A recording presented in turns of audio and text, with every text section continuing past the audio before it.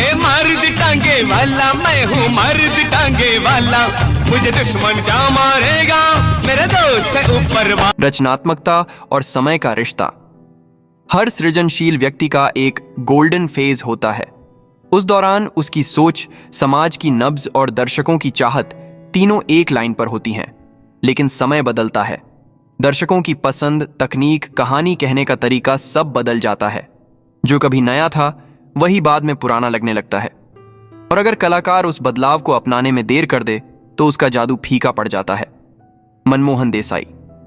कहानी में चमत्कार पर सच्चाई भी। मनमोहन देसाई की फिल्मों में चमत्कारिक यथार्थ था।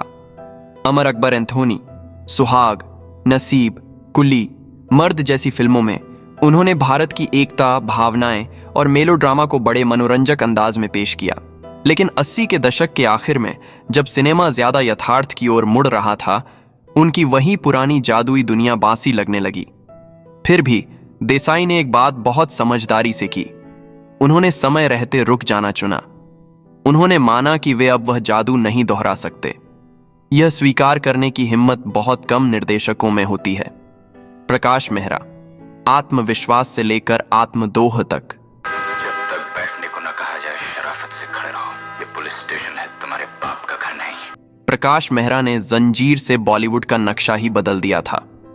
उन्होंने एंग्री यंग मैन का रूप गढ़ा, जिसने एक पूरी पीढ़ी की सोच बदल दी। हेरा फेरी, मुकद्दर का सिकंदर, लावारिस, नमक हलाल। लेकिन धीरे धीरे वे अपने ही फॉर्मूले के कैदी बन गए। वे वही गुस्सा, वही नाटकीयता बार बार दोहराते रहे। दर्शक आगे बढ़ गया, पर उनका सिनेमा वहीं रह गया। यहां असफलता प्रतिभा की नहीं, दृष्टि की थी, जो अपने समय से आगे नहीं बढ़ सकी। सुभाष घई। शोमैन जिसने अपनी ही छवि को ढोया। ए जी ओ जी लो जी सुनो जी, 1 2 का 4 4 2 का 1। सुभाष घई का सिनेमा हमेशा बड़ा होता था। बड़े सेठ, बड़ा संगीत, बड़े स्टार। कर्मा, राम लखन, खलनायक, ताल जैसी फिल्मों ने दर्शकों को सिनेमा की चमक का असली मतलब सिखाया। लेकिन 2000 के दशक में जब यथार्थवादी सिनेमा जैसे लगान और दिल चाहता है का दौर शुरू हुआ, तो घई की भव्यता भारी लगने लगी। वे उस नए भारत को नहीं पकड़ पाए जो अब भावनाओं से ज्यादा रियल स्टोरीज से जुड़ रहा था। कह सकते हैं वे अपनी बनाई हुई शोमैन की छवि से बाहर नहीं निकल पाए। तीनों से मिलने वाली सीख। मनमोहन देसाई ने वक्त को समझा और पीछे हटे।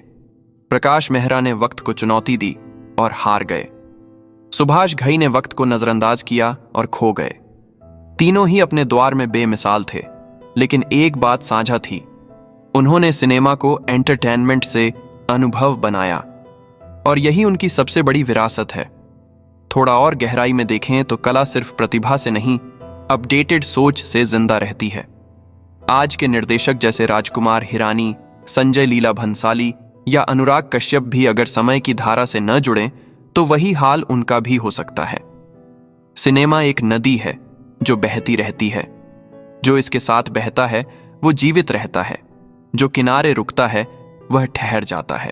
अंत में मनमोहन देसाई, प्रकाश मेहरा और सुभाष घई हमें यह सिखाते हैं कि सृजनशीलता की सबसे बड़ी पहचान नया बने रहना है। जो खुद को बदलने से नहीं डरता वही लंबे समय तक प्रासंगिक रहता है।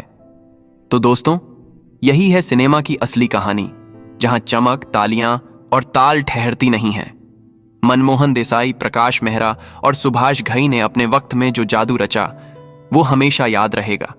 लेकिन उनकी यात्रा हमें ये सिखाती है कि हर दौर की अपनी लहर होती है, और कलाकार वही सफल है जो उस लहर के साथ तैरना जानता है। कला कभी खत्म नहीं होती, बस उसके रंग बदल जाते हैं।